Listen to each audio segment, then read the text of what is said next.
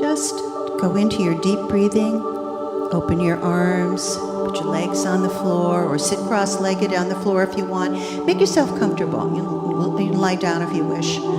Just be comfortable with this. I want you to breathe deep into the dantian, this power center, a few inches below the navel. Let that golden light come down and fill you. If there are any Diksha givers, please feel free to give Diksha by intent for everybody. Let this golden ball of energy just come down into your crown. This healing, joyful energy of spirit filled with grace. And let it flow down into your heart. Feel it expanding in the heart, moving out your arms. Feel the energy flowing out your arms. And take it further down into your body. And then let some of the light of that go down your center, down into the earth, so you feel grounded with that.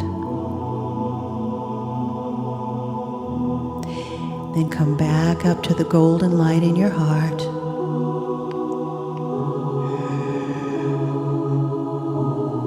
Move into a feeling of gratitude and love and thankfulness. However you get there, whatever you use, whatever works for you, bring the feeling in. And watch the heart open as that golden light opens the lotus of the heart, opens the petals. Breathe. Feel the divine child in there sitting in the middle of that lotus, smiling, peaceful, serene. Feel this grace fill every cell in your body.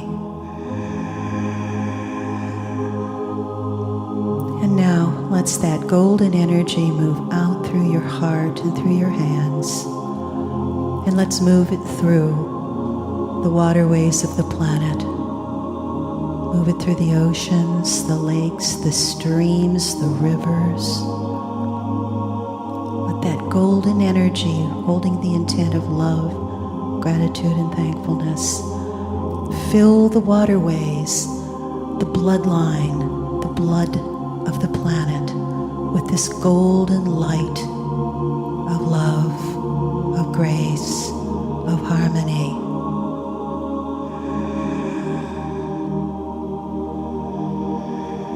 Keep breathing as you hold this experience and feel it.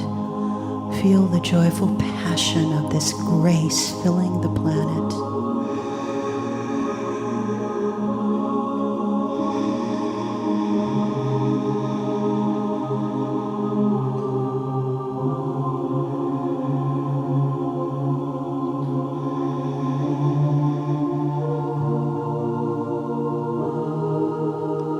And in your intent, know that it is so. And so it is.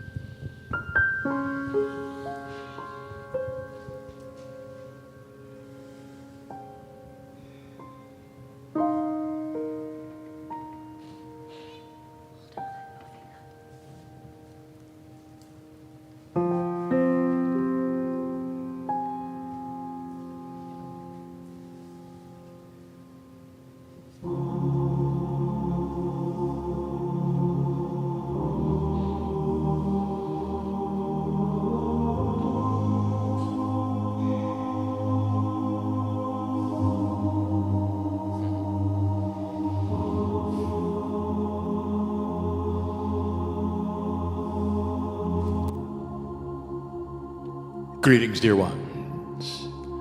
I am Kryon of magnetic service, just as I was a moment ago.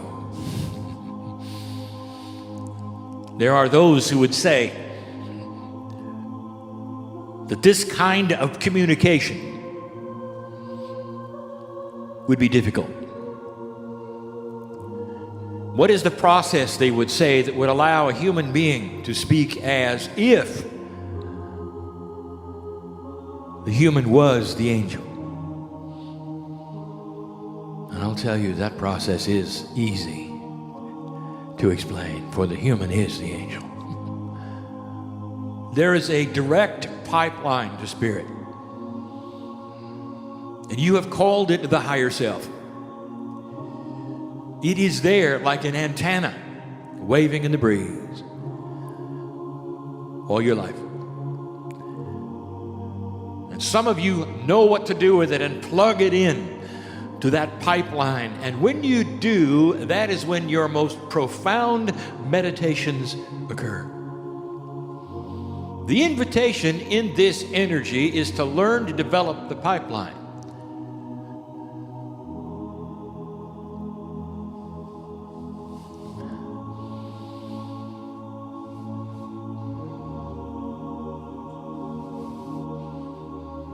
There are many who are just coming online, a term used quite often by you these days. If what I am telling you is indeed so, the earth is vibrating at a higher rate today than it did yesterday. All that you see on your news is the shaking that is going on, and there's more shaking that will go on. That is to say, there are many who are being dislodged from their mythology, asking the question, what is real, what is not? Why do I feel in my heart and in my soul that God is bigger than I was told? And when indeed they will come to look at the words that I have said over these last 18 years, they will be overwhelmed with the books, with the teachings. Where do I start? They will say. What should I do? They will say. Where is there a beginning primer? They will say, so that I don't have to wade through all of the graduate material to find the basics. And so I have commissioned my partner to do a series of channelings, one which we have already accomplished, which we will call the Lightworker's Handbook, a place to start. I have commissioned him with instructions to make it available in the biggest venue he can, so that the most can see it, to highlight it so there are those who are beginning who will know to go right to it, and to keep it up front all of the time, for there are so many just arriving, asking the question, what is this I'm feeling? Asking the question, could it be real that a human being is doing what it looks like he's doing? And if he's not, why do I feel like he is? There are those in this astute group who are temple workers. I want to tell you where that name really came from. What is a temple group? And which temple is it? Well, you're told that it's the temple of your own making, are you not? It's the sacred part of you that you visit at your own altar, your own temple. It's more than that. Every single one of you have Lemurian traits. If not directly, indirectly, that is to say, you are of the lineage of the Lemurian race. Those that had a quantum view of the universe, those who awakened first with the information. And here you are sitting in this modern day when there is an awakening going on, and the first ones are the old souls, and we have told you that before. Old as a soul you might be, you still have the earthly three dimensions pressed upon you, a culture pressed upon you, and mythology pressed upon you. And so you want to know, what is it about? Refresh my memory. And so to those who are reading this now, I tell you, these things will resound to your memory as being true. These things may go against what you were taught. And if they do, stop and weigh the truth.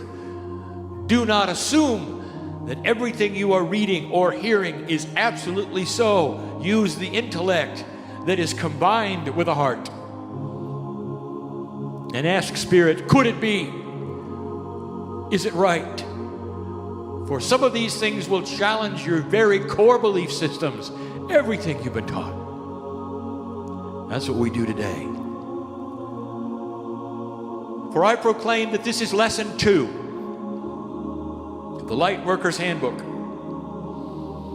And the first lesson was that of discovering your divinity, of understanding that there is more than you think happening on the earth, the beginning, the harmonic convergence, the increased tools, intuitions, the opening of energy, and your part in it. And that was covered in lesson 1. So we have chosen this astute place for lesson 2. Let the listener and the reader know that the place where this is being given is the origin of Kryon.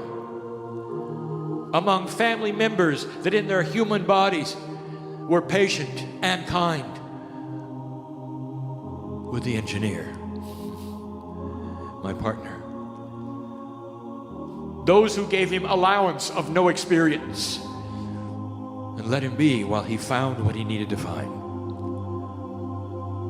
And so it comes full circle, and he is back here in the energy where it began, not too far for where it really started. And the reason we have chosen this venue is because the subject is tough. And it's something that you should know about. The news is not bad news. It is simply profound news. Get ready, for if you have not read this, if you have not heard this before, it will challenge and shake the very core of your belief system, and here it is. The first thing you must know, past the fact that there is divinity within, is that on this planet there is something called duality. And that duality represents itself as the darkest energy you can even conceive of, that is you with your name on it, that comes in with you and does not leave until your last breath. Some have called it the shadow self. Some have called it the dark self. Some have called it evil. Some have called it the dark side. It has a name. It is called duality. It is entirely appropriate.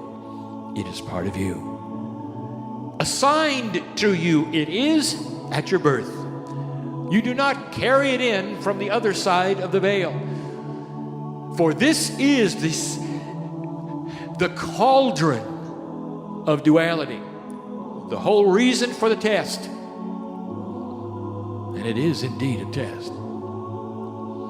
The test is, angel, can you come in this even playing field with this duality and find the divinity within you on your own or not?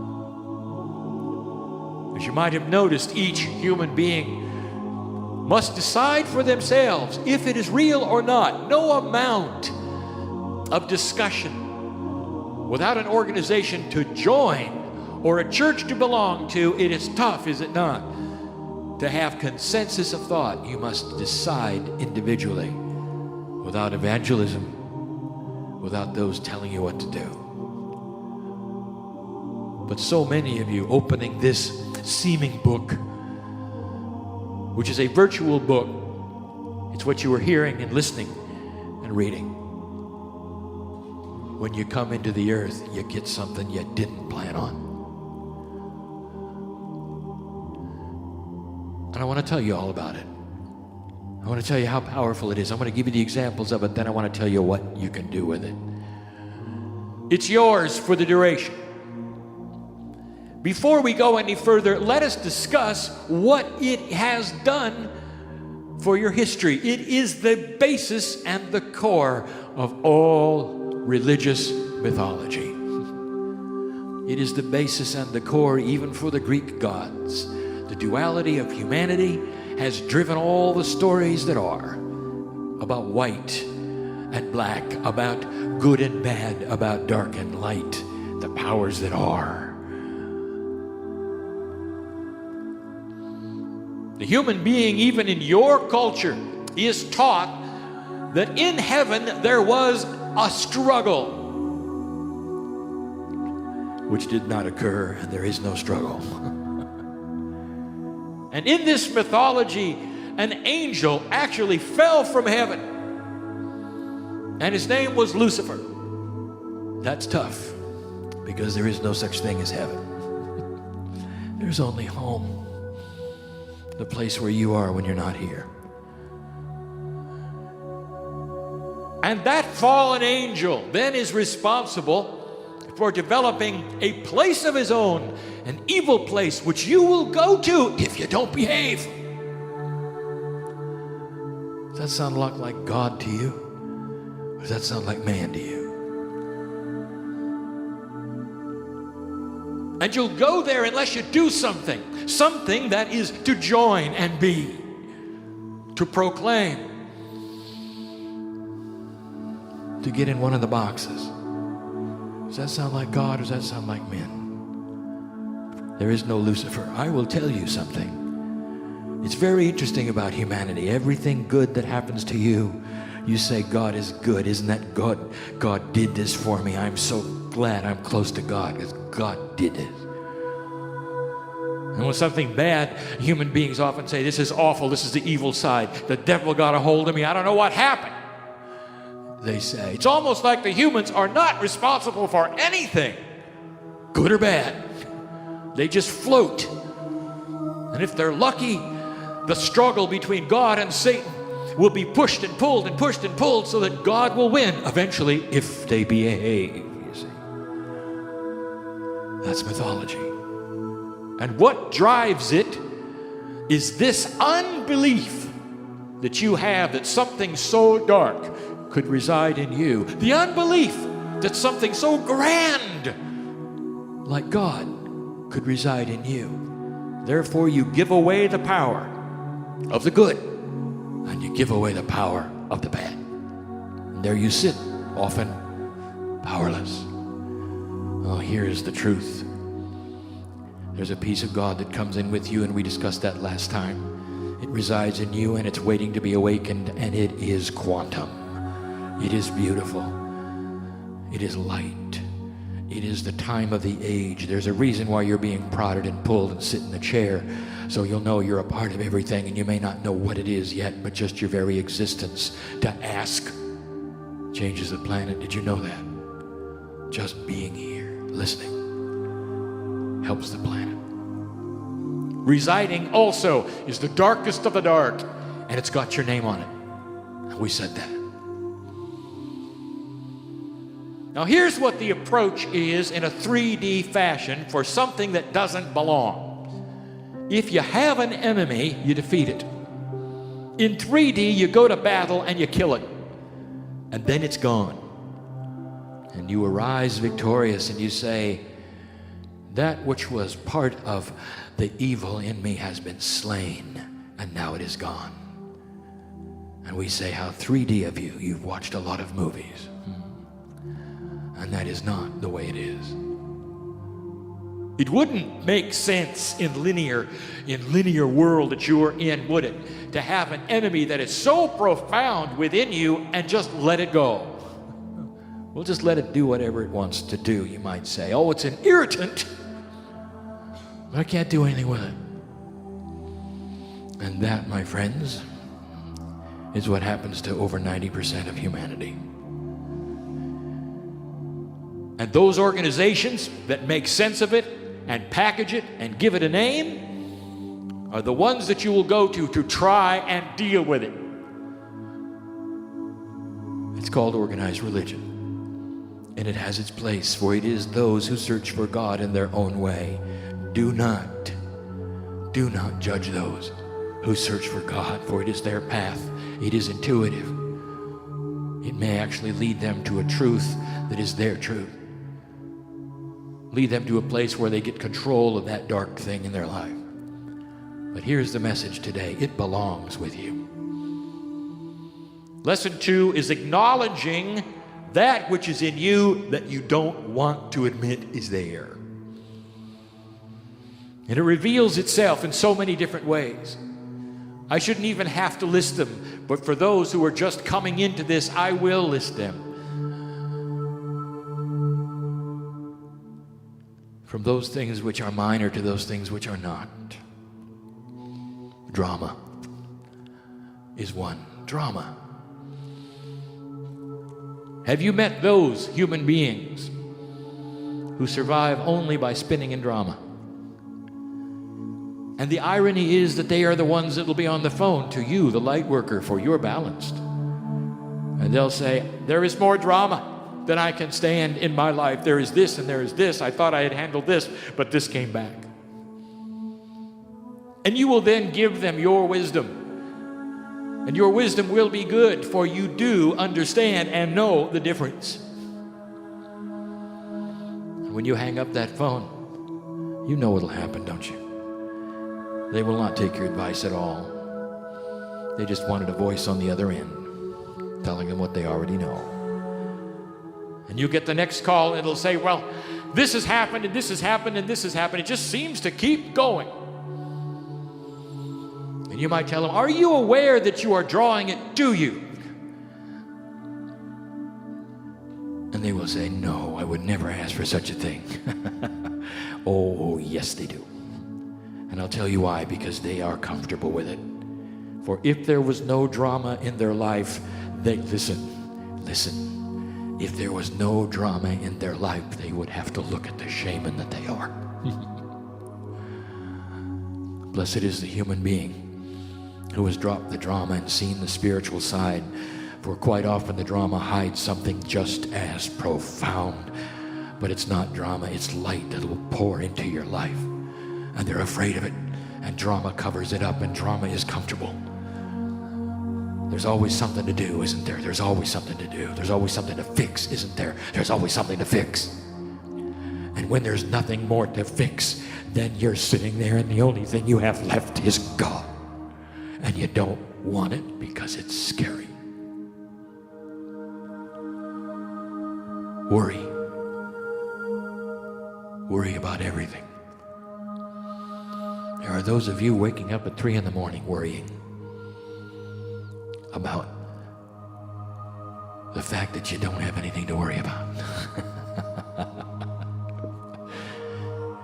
When you start to slay that dark thing, one of the things that goes away is worry. Because you have a sense that the system is starting to work. That indeed you're not alone. That there's a plan. And worry starts to drop away. But it's that dark thing that wants to wake you up and say, well, look at this. It gives you this, what we call laundry list of things to worry about. And that's when you cannot even go back to sleep. You got to get up. You've been there. You know that. You know what that feels like, don't you? That's absolutely human 101. Drama, worry. And this leads to lack of self-worth. You look at yourself in the mirror and all you see is an aging human being, and that's all you think life is about. Where is my youth? You will say. Why can't I go backwards? You'll say. What is life about? You will say. And then you will say, I am such a small part of this system. And that dark thing in you will say, right on. Boy, you got it right. You're nothing. You never will be. You're here by accident. When you die, that's it. You're gone. Why should such a thing exist? Dear God, why did you make us that way, you might ask? And we will tell you, because, hold on, there's another side to this that is so much more profound. There's got to be a balance. There's a yin and a yang. It's always about balance. Always about balance. Those who give away themselves to these energies and they do, will then fall even further to the next layer. Rage, hate, violence, death, murder. Indeed, you'll say, now, Mr. Kryon, you're talking about evil. Really? What is evil?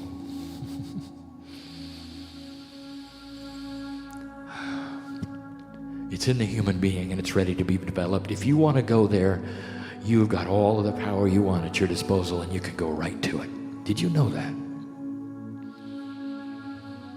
Oh, there are so many humans that say, well, that's when the devil is involved and he'll help me a lot. He'll pull me down there. Nobody's pulling you anywhere, dear human being. That is your free choice. And many humans go there because that's where they find their power.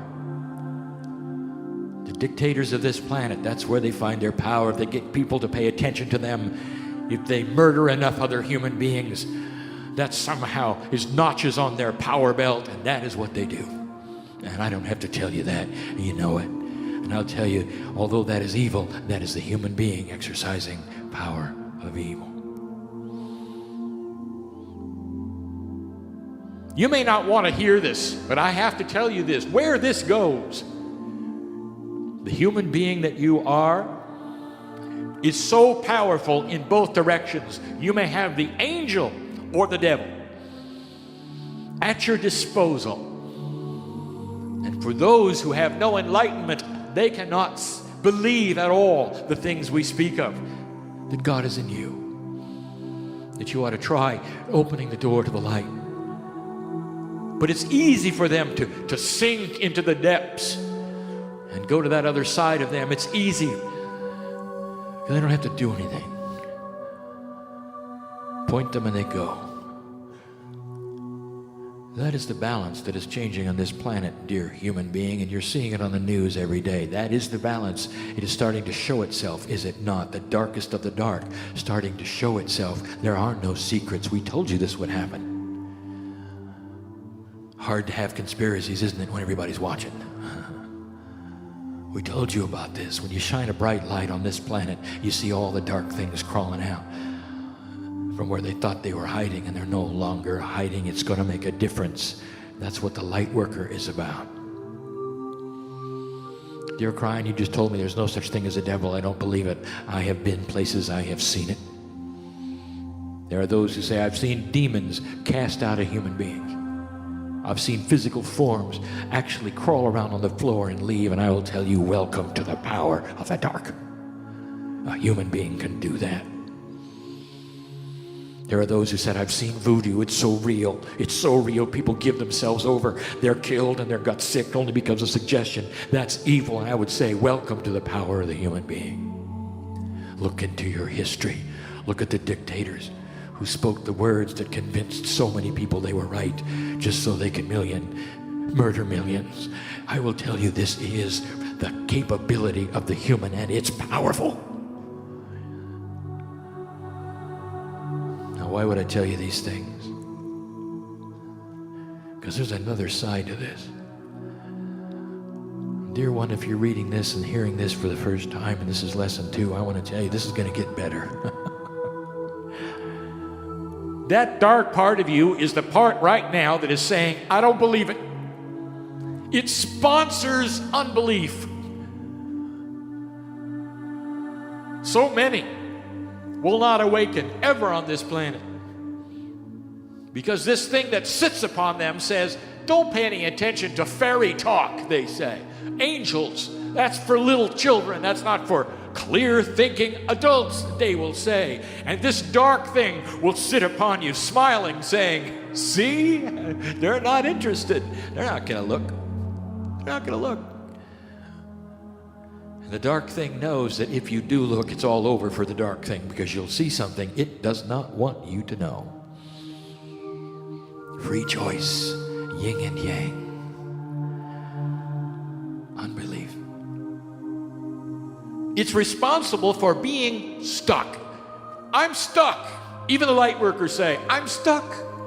Nothing is happening. Absolutely nothing is happening. As they sit there surrounded by angels and entities literally drinking in the light that they have and the wisdom they have and placing it into the crystalline grid. If you could see the bucket brigade of angels in your room taking the energy that you have developed while you're yelling to God, you're stuck, it would be very funny. You don't know. That's that little dark thing saying, see, this doesn't work. You're stuck. Doesn't tell you about the angels in the room. Doesn't tell you about the energy that's going right to the earth. Doesn't tell you any of those things because you wouldn't believe it, would you? Fairy talk. It's this dark part of you that says, I cannot get ahead. It's the dark part of you that said, listen to this. There are those who need to hear it in this room. It's the dark part of you that's telling you, I cannot change this permanently. Oh, I can temper it, but I'll never get rid of it. And that's the 3D part of you that wants to sit on your chest and say, see, you'll never get ahead. You're never going anywhere. Well, you don't know what I know. Lesson 1 talked about it. In you come with a piece of God in you. The dark thing in you is set to temper the beginning energy. It creates karma. It is there for a reason. You have it when you're born. How many of you taught your children to be angry when another child wanted to play with a toy? How many of you parents taught your children to be jealous or to go into a rage? And you'll say, I never taught my child any of those things. And I will say, I know. They came in equipped. So did you. Now we get to the good news. You can battle this or not. Most of humanity just sits and allows it. And the statement is this: without introspection, without spiritual questioning, this has free range with you. Free range. That is to say, it will be with you in a balance that is just as strong as the other side. You see it in your culture every day. You're taught that you have to go report to a building, confess all the awful things that are in your mind. That's a reprieve for a little while. Then back comes the old bad dark thing, and you got to go back to that building and confess it again. It's a constant yin-yang, is it not, between being washed and being dirty? What mythology? You think God created that? Inside you is an avenue, a direction of sacredness. And if you will ask for it, and if you will go on your knees, and if you'll say, dear God, I'm tired of this, tell me what it is I want to know, in will come the beginning of balance. And we told you that in the first lesson. In will come a complete and total system that will put that dark side of you into a place that you won't even be able to find. For I'll make a statement now, and I'll say that part of you which is dark is 3D. It is not interdimensional. It was created for this planet, for your dark and light direction, and it has no idea what you're doing spiritually, and that is the truth. Those of you who make decisions spiritually and follow that map of intuition and discernment, who pull out the God in you, that thing which is dark has no idea what you've done and cannot reach you anymore. The line has been disconnected because you're gone. That's a metaphor. Once you step into the light and begin this journey, that thing which gave you such a problem all your life is relegated to being non-essential. Like the child in the back seat who pounds upon the seat and irritates you and wants you, are we there yet?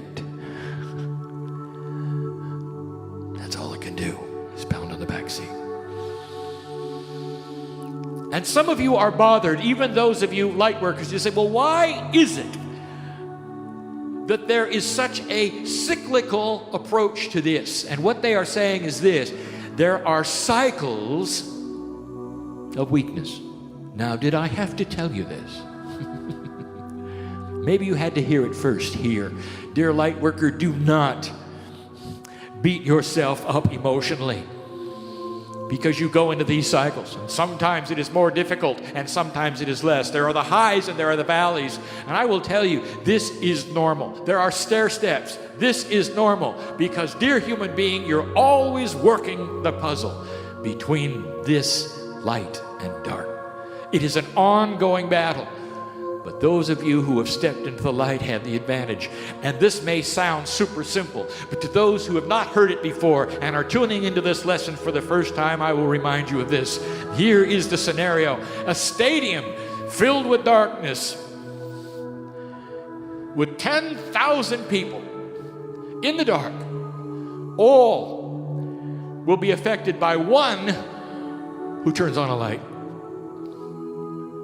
For when you turn on one light, no matter how dark it is, the darkness cannot exist. This is the power. Just those who start to look will see changes in their life. How would you like to stop the worry and stop the drama? And I do not speak to the astute audience in front of me now as much as those reading and hearing this for the first time. If all you do is to strike the one light and say, dear God, tell me what it is I should know, that I want to see, that I've asked for so many times, that starts that process. Don't tell God what to do in your life. Instead, say, I'm ready to know. That's when you find out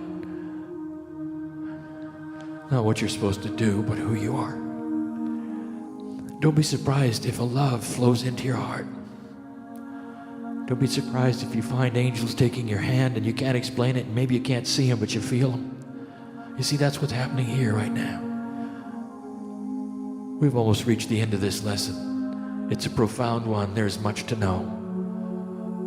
What we want to leave at the end of this lesson is that this dark thing that has come with you will always be with you. It's appropriate that it will be with you, but you have control over it. Fear, one of the big ones. Take a look at where fear starts. It starts in the gut. This is a lower energy attribute of humanity. It starts in the gut. It has nothing to do with your enlightenment and your third eye. It starts in that place where you can control it. But if you don't, it will invade your mind. The next time you have a fearful response, do you have the courage, the wisdom, the wherewithal to say, stop, I know what you're doing. And do not allow that darkness and that fear to go any farther than the bottom of your heart.